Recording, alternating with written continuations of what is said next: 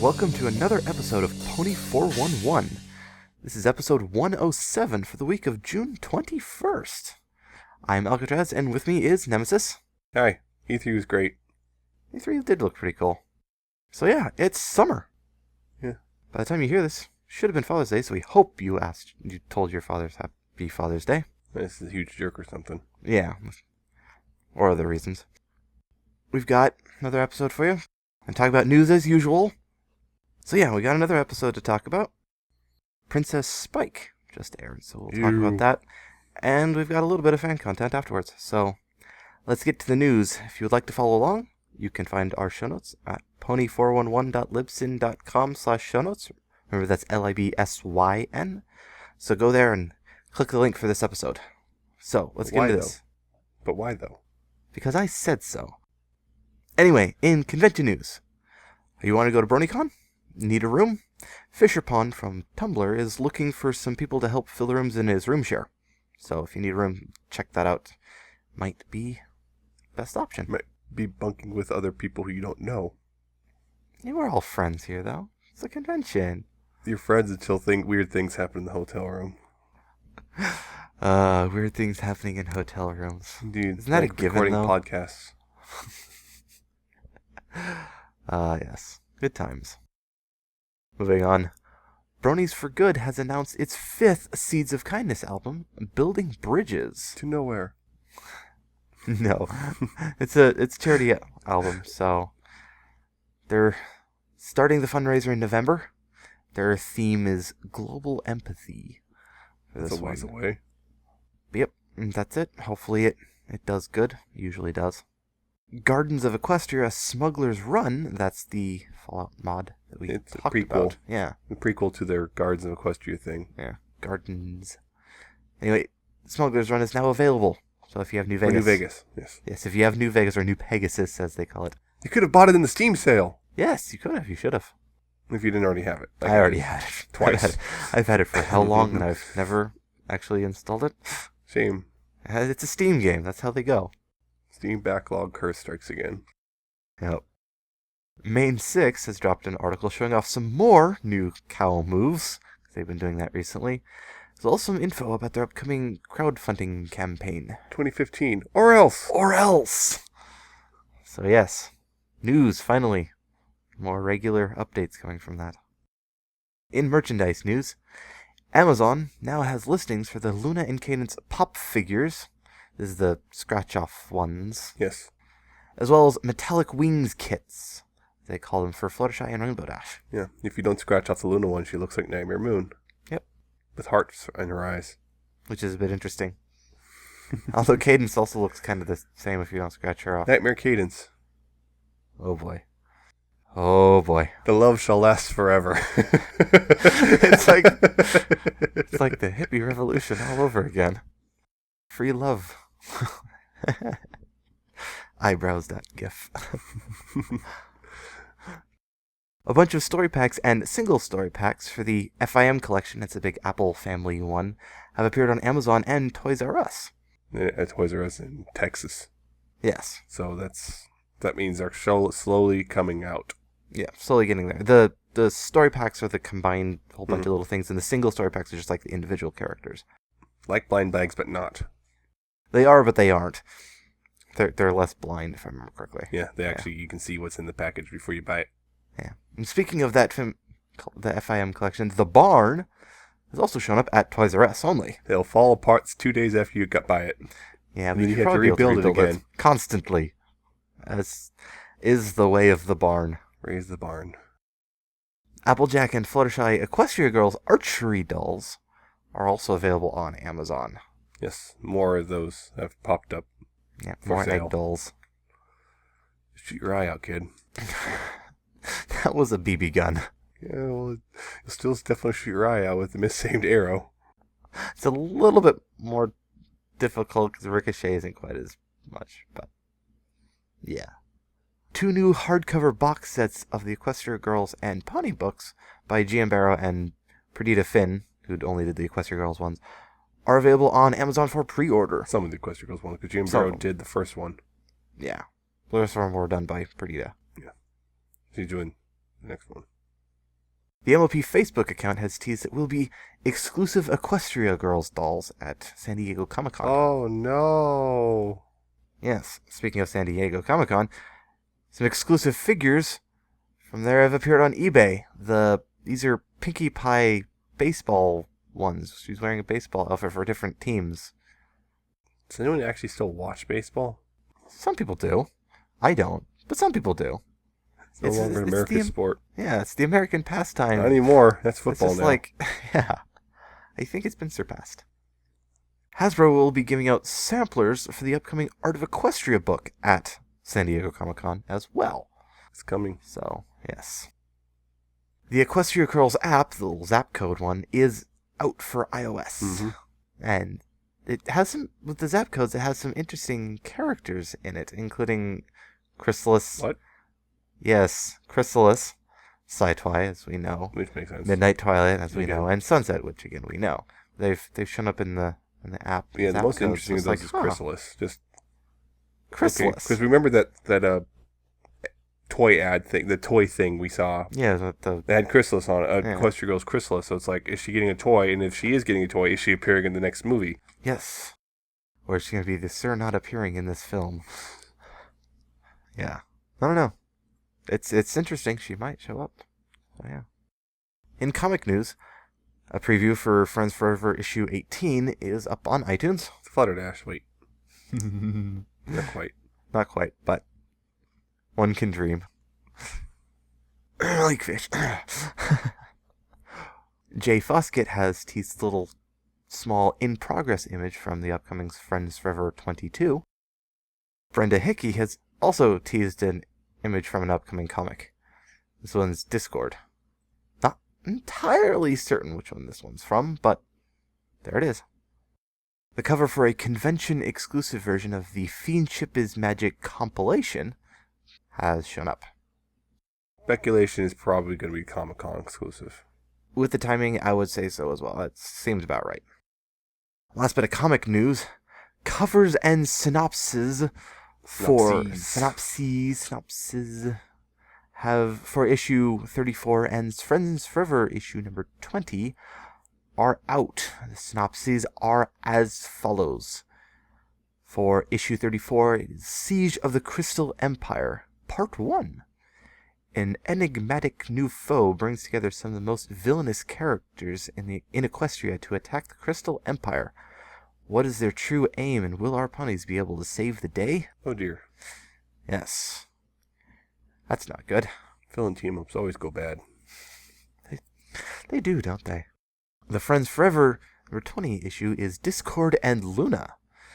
Discord has been having trouble sleeping, and bad sleep for Discord means trouble for anyone around him.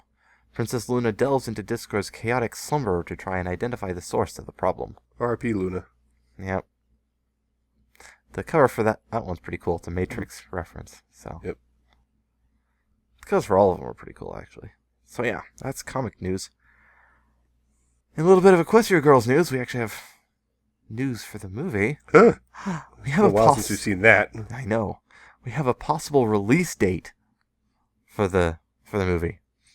An exclusives list from SDCC, San Diego Comic-Con, says the movie will be coming out in October. And there's another source that lists the TV release of the movie as October 13th, to be specific. Because remember, the movies do have a limited theatrical weekend run shortly before they come out. Like Rainbow Rocks came out in the end of September last year, and then they actually premiered in October. Yeah. So it would not be a stretch to assume the same sort of thing's happening here. We're going to see a late September limited release in theaters, and then we're going to get the disc and TV releases. Yeah. So if that October 13th is correct, I'm assuming the theatrical will be within the first week. Around then, the first week of October. Yeah. I'm trying to remember they're saying the movie first, is coming out in disc October. release or the TV release. I'm trying to remember. I think the disc release was first for Rainbow Rocks. I don't know, but there we go. That's our assumed release date. They already said things fall, change. so yeah, they said fall, and now we're seeing October, so it's coming. Whether you like it or not. Yep. I don't know. I'm hopeful for it. believe Sci-Twi versus Magic Twi. In that midnight twilight. Yeah, that too. Yep. So yes, in our last bit of news, and this came out of MLP MSP convention that just ended not too long ago. M.A. Larson dropped some interesting info during one of his panels. Mm-hmm. About 100, episode 100. Yep. A little bit of outside of episode 100, but mainly 100. episode 100. Stuff like cutscenes and some questions, like apparently there was going to be a Flash Sentry scene where he's wondering why no one likes him.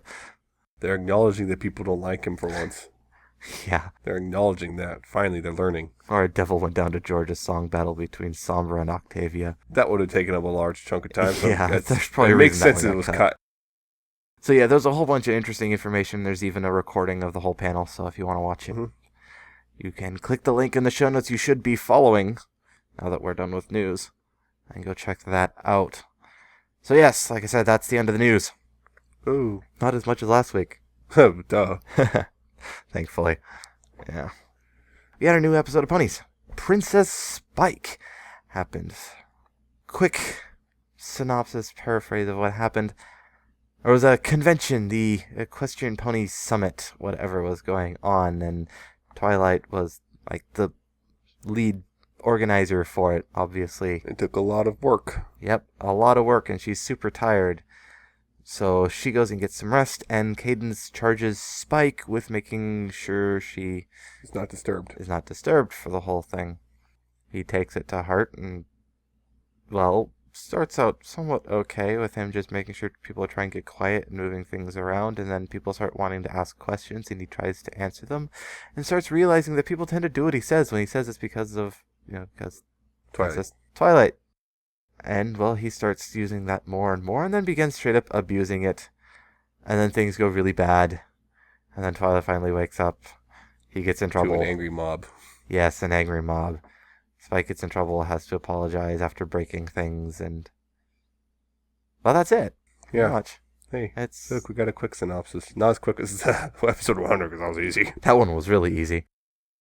I think it was okay. I mean, I'm not doing any cartwheels. I wasn't cringing over it. Yes, I'm going to use that phrase again. Not doing any cartwheels here. But it was a Spike episode. And like most Spike episodes, it was kind of... we kind of know there wasn't anything really new as far as Spike goes here. Yeah. This was pretty bland. Mm-hmm. It's another Spike feels inadequate and then goes overboard episode. We've seen that multiple times now. Mm-hmm. And it's just got the problem of Spike on his own is really not an interesting enough character to usually carry an episode. Yeah, there's... like I said, it's like I said, I wasn't cringing or anything, right. But it's not going to be one of my rewatch episodes. No, that's for sure. But I think this would only be a rewatch out of obligation. Yeah, so I would actually say this is so far the lowest. Yeah, this is. I think the lowest. Yeah, right this now. is the lowest now. We have a new low for season 5.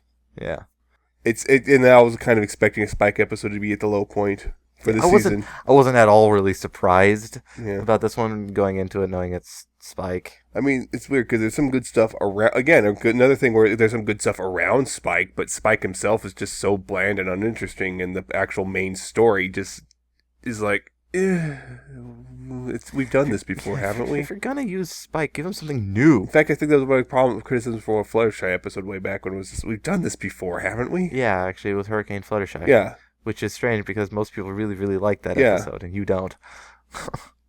Go figure. But yeah, there were a couple of interesting points, like, the dragon sneeze. Yeah, trees dragon sneeze flowers. Like, okay. Okay. It was important to what happened. But it's kind of weird that this flower end. specifically causes dragon sneezes.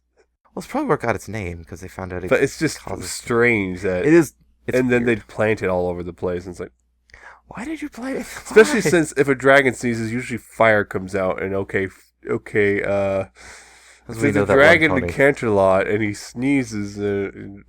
Although I will say one thing, we noticed the dragonfire wasn't teleporting things. So a lot of the comics that say he's accidentally teleporting stuff probably won't happen. Oh. Yep. All your Headcanon's jokes ruined. are ruined. Headcanon's massive. More headcanons ruined here than in episode 100. Not quite, but depending on who you are. Yeah. I mean, like, there were some good bits. I liked the Fancy Pants returned Yes. in this. And it's like, yeah, that one Cloud Pony from Tanks for the Memory showed up again. Like a few times, actually. Yes, he actually had a speaking role. Yep. And we're not sure if it's Lee. I want to say it's Lee because it has that Stephen Magnet sound to it. Mm-hmm. But there was nothing in the credits. Yeah, we also saw some just new, I guess, background or secondary ponies who just where one was made from Manhattan and sounded a bit tough. Yeah, the like one with the pizza pony. With the pizza. Yeah, from Manhattan. And we got one from Winneapolis. They had a very Minneapolis Canadian accent. That very Midwest. Don't you know? Northern Midwest, Great Lakes area type accent. And a cup of coffee. The Tim on Hortons. their butt. I'm saying Canadian because everyone else is saying Canadian. But the problem is Minneapolis is in the U.S. So. Yes. Look at a map. Yes. They're going to question you. It's a totally different place. Maybe they moved to Minneapolis. Yeah, there's a couple funny bits here and there, but overall, the bit with the jackhammer pony earlier in the show, Spike told him not to stop because he was making a lot of noise. It's like, if something goes wrong, it's not my problem. Oh yeah, it's not my fault. It's not my fault. And guess what? Things went wrong. Yes, involving that particular scene. Because it burst because a tree fell on it, because the trees were overweighted, because they used a chainsaw to come down that was making noise. So Spike told him to stop. Because one of the trees, how did the tree fall down? Something hit it. What hit it? I'm trying to remember what hit it now. What hit the tree? Something hit the tree. I'm trying to exactly remember what caused everything to fall apart. Spike's... The polo. He moved the polo game because they're playing close to Twilight. He moved the polo game into apparently very small fenced-off area, which wasn't conducive to playing polo. And they hit the ball and went flying, hit a tree, knocked it over because it was too heavy. Caused a domino effect with the other trees, and which then hit one the broken water line, which broke the pipe and made it which raised it up and launched water into the, ballroom. The main convention hall, probably. And I'm wondering if the show staff had used their now somewhat extensive convention experience to help write this one. Because at the beginning, we had the four princesses up on stage for the introductions. We love you, Princess Twilight! It's like, I've heard this sort of thing at conventions before. Yep. That always happens. Because Spike was just saying something, we love you, Princess Twilight! Yeah. And I noticed right off the way, wow, she's got bags in her eyes. And it's because she's been up for 3 days. 3 days? Holy crap. Yeah, and again, another thing was another thing that was funny was Twilight sleep talking. That was, what was the line? Something about also putting an apple in hay. It was well, there's two ponies arguing outside because they're both scheduled for the same hall for a talk, and they're arguing because who gets to speak there. Spike goes ahead and goes to Twilight because they demand to get Twilight's answer, solution to it, and she actually kind of sits up in bed. Is there a scheduling problem? Oh, it's simple. You put hay in the apple, and then it's just, and then she just go back to sleep. It's like, wow. Yeah, her sleep talking. So that's another episode of Twilight sleep talking. Pancake. And right in the beginning, when she first goes into her room, she falls asleep on the pile of books. Mm. Yep. Of course, that's where she sleeps first, on the book pile. Well, she was wobbling. Wobbling a lot. Yeah. After 3 days of no sleep, closer than the bed. After 3 days of sleep, I would be. Lack of sleep. Not 3 days of sleep. I knew what I meant to say. 3 days of no sleep. Mm-hmm. I'd be doing a bit more than just wobbling. I'd probably just be collapsed. Yes, and I also noted that Cadence also pretty quickly caught on to the fact that this is going to Spike's head. Yeah, but she didn't stop it in time. Yeah, she didn't. Speaking of princesses, Luna was the first character to speak. Yes, in this episode. Yep. First character ever. Luna! Yeah! And that was it. That was all she said. And then Celestia said one line. And Yep. None of the other main six showed up. No, none of them did. Although it looked right in the opening scene. I thought I saw Pinky walking, but I don't know. May have just been any other pink character. Maybe. It looked like Twilight, Pinky, and Lyra actually walking up to us. I did say Bon Bon with fancy hair at one point. Yeah. A Bon Bon. Because, well, we A-pun know mode. there's a bunch. Oh, wow, that would be an interesting one. I just thought of something. We know Sweetie Drops is a secret agent. What if it's like one of those weird things where it's like they have a whole bunch of clones of the same one and keep sending her out to do different things? I think I've seen this before. I think I've read something about that. Secret agent. Oh, there's more than one secret agent Sweetie Drops. Agent Q. She's too good of an agent to have just one. So we had to clone her. Would this be a good thing or a bad thing for Lyra? Yes, More best friends. exactly. Best friends. Can't have too many best friends. Yeah. Eyebrows.gif. Yeah, it was. Yeah, it kind of felt like a reach. I'm trying to think of a specific. It almost feels like it's a retread of Equestria Games, which was a much better episode in my opinion. Which in the same Spike feels inadequate and makes a couple bad decisions. Although in the Equestria Games, it wound up being way better, just because. And it would see Spike just immediately being a butt monkey because of his bad decisions. Uh-huh. Whereas this is like took a while. It was a slow burn, and then it got a bunch of blame, and then somehow got right out of it just by making a little impassioned speech. Yeah, the ending was kind of like... Oh, there's a very quick wrap up, and then they had rebuilding the statue of gems because friendship. yeah, friendship. Each gem represents each region, and Spike didn't eat him, so that's a good thing, right? That's a good thing, right? He didn't eat them. Yeah, so it's a it's Spike episode. It's the new low of the season. Yeah. For the new low, it's not, For a new low, it's just it's not kind of bad, just but meh. it's not like Cutie Pox or something like that. It's not Cutie Pox, it's not Owls Well That Ends Well, or Spike at Your Service. These are all, hey, look, 2 of those are bad Spike episodes. Go figure. Then again, bad Spike episodes kind of, unnecessary. To say half the time. I mean, I think the only ones I've really enjoyed have been Dragon Quest, Equestria Games, and the other one, the one with the book and Rarity. Inspiration Manifestation. Yes. I just remember Green Eyes. Green eyes. Creepy Rarity. Dash in a purple outfit. Yes. Always dressing in style. That one actually didn't look too bad on her anyway.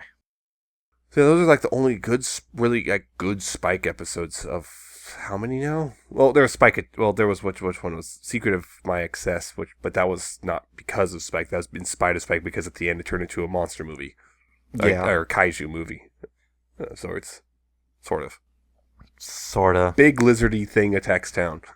Yeah. Although they're making references to King Kong and not Godzilla. Why? I don't know. I don't know. Yeah, so it's not the worst Spike episode or even the worst episode period. It's just kind of yeah, it's very middle of the road, very, I guess, below average. Yeah. Well, it's average for Spike episodes, Yeah, but it's just very below average. It's not a very good one. It's just bland and yeah. So especially it doesn't help it that it came out right after episode 100. Oh yeah, we have a really big high, and then we have this. It really doesn't help. If this was a little bit further away from episode 100, probably would have been a little better received because I'm seeing that people in general are pretty negative about this episode. Yeah. But it becoming right after episode 100, which was huge, and even people were fearing the worst for episode 100, still came out like, I really enjoyed that. I was surprised. And then you got this, and you're like, oh. Yeah.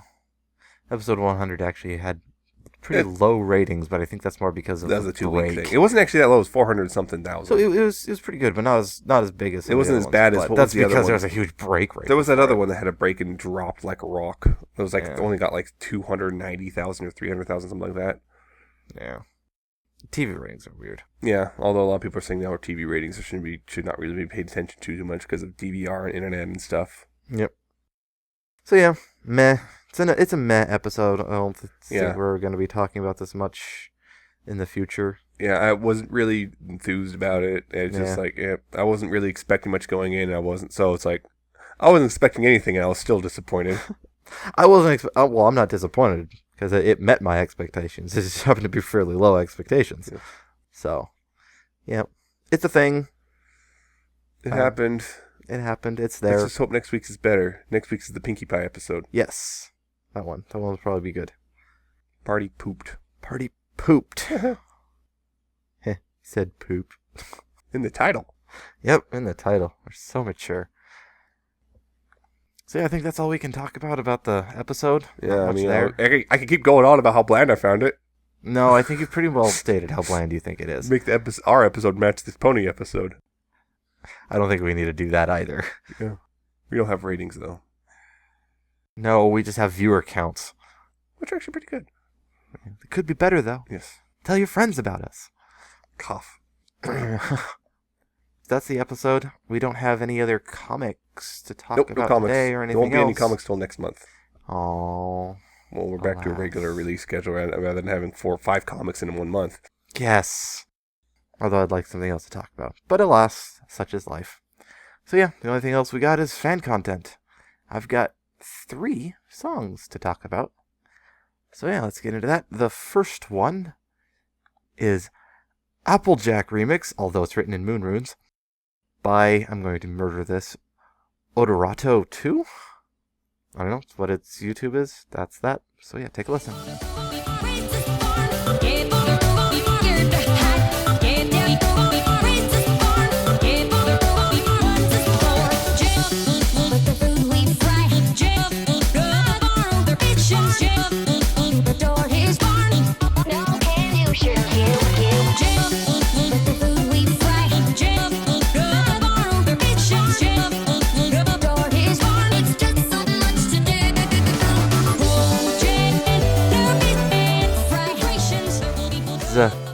It's a fun Applejack vocal splicing song. It reminds me of the good old days. Early in the fandom, when that was our primary music, was vocal splicing. The primary music was just adding bass and drums to existing songs. Well, that and vocal splicing. Like, that was until later. Vague. Trust me, I was there earlier than you were. Yes, but when I say early, it's when I joined, because that's all I'll reference I have. Oh, so you mean when the fandom went bad? Da-da-da-da-da-da. No. But yeah, that's what it reminds me of, is all those, like, not quite YouTube poop stuff, all the vocal splicing. But yeah, it's fun. It's great. It's really well done. I highly recommend it. I liked it. It was, nice and happy song, and it was bouncy, but it wasn't that fast. It wasn't like Fuzogs where it's like super fast bouncy. This is a bouncy, but not a fast bouncy. So it was interesting. I like it. And I'm just kind of like, why the Japanese for? It's, if you look at the rest of the stuff he does, it's just something that's his shtick. Is he from shtick. Japan? I don't know if he is or not. He might be, but that's sort of his shtick. Okay.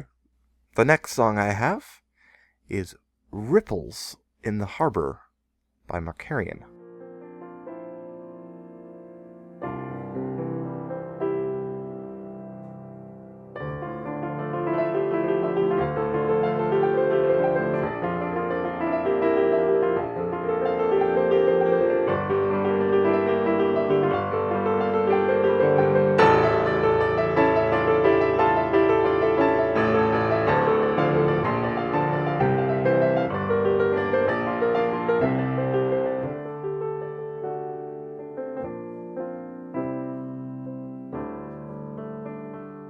This is what I think really good piano work. I absolutely love it. I think there's a couple points where I think it's a little bit messy, but overall it's an amazing song. It just drips emotion. You just sit back and listen to it. You can just feel the emotion that went into making the song. Drips. Pun fully intended. Right. I'm going to. I'm going to own that. Yes, I'm owning that one. I don't care if I meant to or not. I did. Yeah. Or just to say I did. But yeah, there's also a cool little story that goes with it. I think it's really neat. But yeah, it's just great if you like piano music, just emotional piano. It's great. Mm-hmm.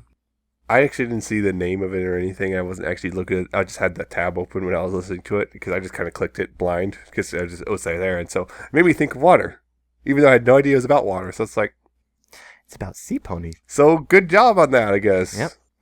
He did a very good job of Yes. matching all that up. Yeah. It's just a good song. And I like piano stuff like this. So, and this had pretty good piano part. Cool. This is Mark Carey. He's actually he's one of the he helps run stuff at Everfree, the convention. Yeah. He's one of the big heads there at Everfree Northwest. Yeah, but and he actually taught himself how to play. How about that? So yeah, for a self-taught. So, this was a good song too. Good instrumental song. And the last one I have is Equestrian Paradise by Vinyls.